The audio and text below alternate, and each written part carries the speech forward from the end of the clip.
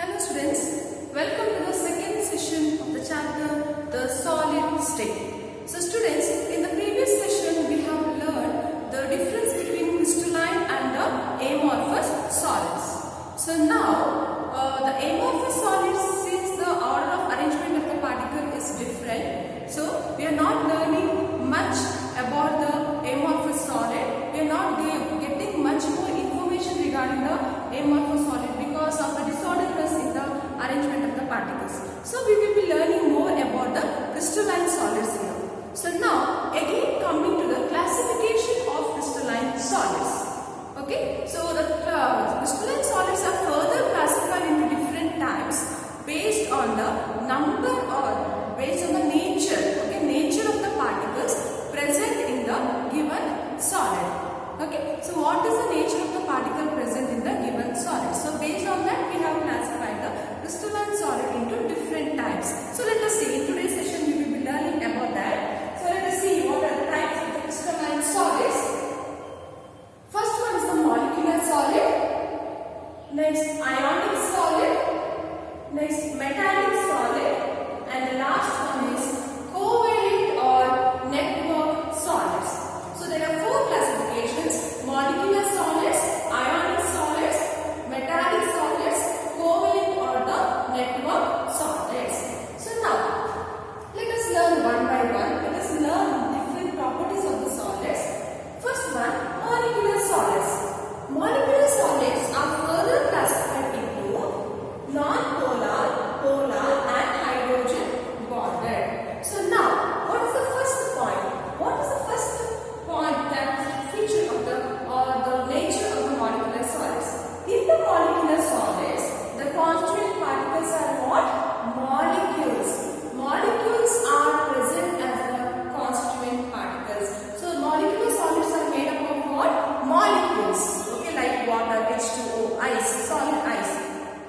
So it is made up of water molecules. Okay, so molecular solid or solid hydrogen chloride, HCl. It is made up of all HCl molecules. So those are the examples for the molecular solids. So molecular solids means these are the solids which are made up of molecules. Now again, based on the nature of interaction, we have further classified the molecular solids into non-polar, polar and the hydrogen bonded. So we have learned about the non-polar, polar and even the hydrogen bond in the first year. So in the non-polar, for example, what do you mean by non-polar? If you consider example of H2, H bond H, here their electronegativity, the difference in the electronegativity is not large. They have almost same value of electronegativity or same electronegativity, or if the atoms are different, combined bond atoms are different, they are having almost the same value of electronegativity. So if they have same value of electronegativity, whether the polarity exists, it does not exist, means it is non-polar. Polarity, positive and negative charge will not be created. If there is a large difference in the electronegativity, one atom will take the electron, so it gains a negative charge, another atom will give the electron, it gains a positive charge. But if the atoms are less differ in electronegativity, or they have almost same value of electronegativity, then there does not exist any polarity. So if the constant particles are molecules and the particles are not much difference in their differ in their electronegativity, then the polarity does not exist. Then those type of the compounds or the solid is called as non-polar molecular solids. Okay, so example for that: argon, hydrogen, iodine, I2, only I2, iodine is there. So there is no, both atoms are same, there is no difference in the electronegativity. Okay, so now what is the type of force acting between here? That is the dispersion or the London force. So what is the type of force acting there? Dispersion or London force. You have learned this in the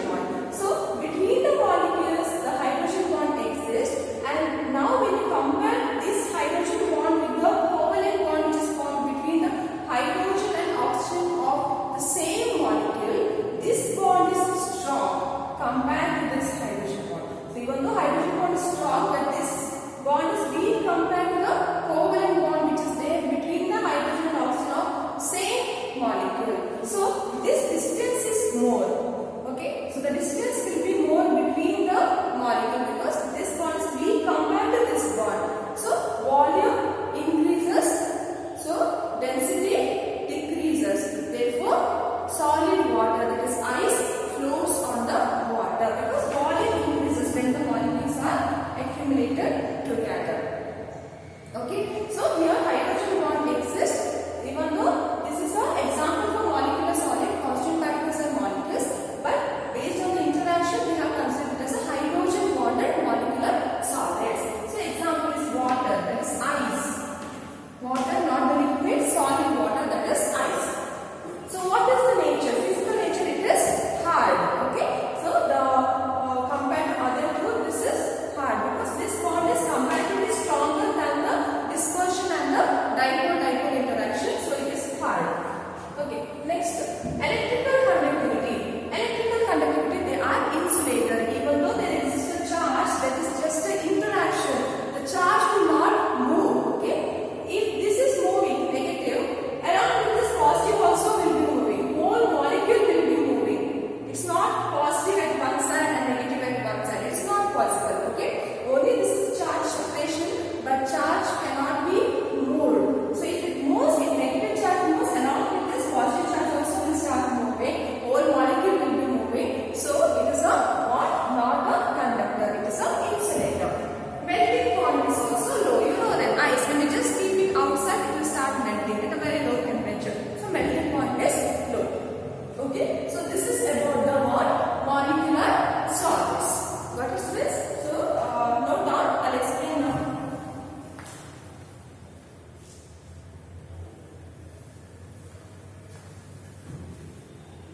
Okay, so we learned about the molecular solid. Next, coming to the ionic solid. Ionic solid, the name itself says the constituent particles are ions. Example, sodium chloride, magnesium oxides, ionic compounds which you have done the experiment in the lab. Okay, so magnesium chloride, all those are ionic solids because they are made up of ions. And Coulombic or the force of attraction, here there is a complete charge separation, students. So when you write sodium chloride, you won't write partial sodium chloride. Na plus Cl minus, charge will be completely separated. So the interaction between the completely separated charge is nothing but Coulombic or electrostatic. But in the previous one, it was just a what? Partial charge. Here the charge is completely separated. When you dissolve in water, the charge will be completely separated. So that interaction between the positive and negative ion is called as Coulombic or electrostatic interaction. Example for ionic solid, NaCl, NGO. What about the strength or the physical nature? They are hard. They are hard because they have a strong force, that is a Coulombic or electrostatic, between positive and negative charge. It is strong. How can I prove that the Coulombic force is strong between the positive and negative? So just when I'm standing here and this is a board, there is some interaction, there is some attraction for this board towards me, but it is not that strong. So I am not feeling that interaction. But when you keep your finger inside the plug, you know that plug, when the switch is on and when you keep your finger, so there you will feel the electric shock. Why?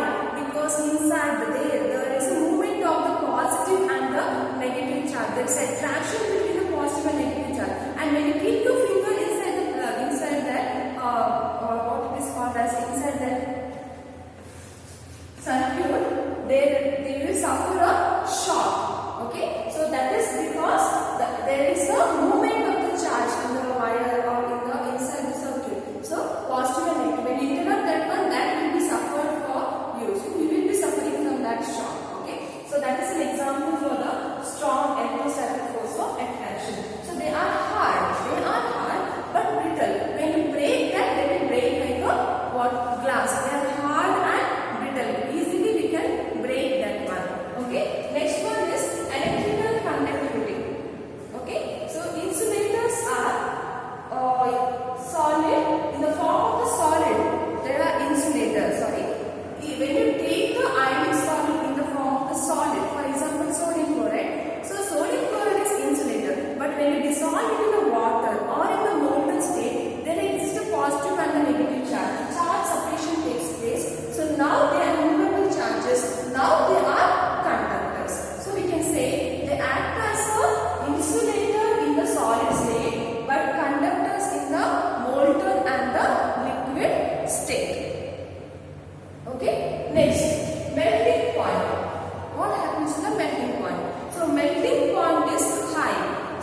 there exists a strong intermolecular force of attraction. We have to supply more heat to break the bond. So melting point will be high. Next, meta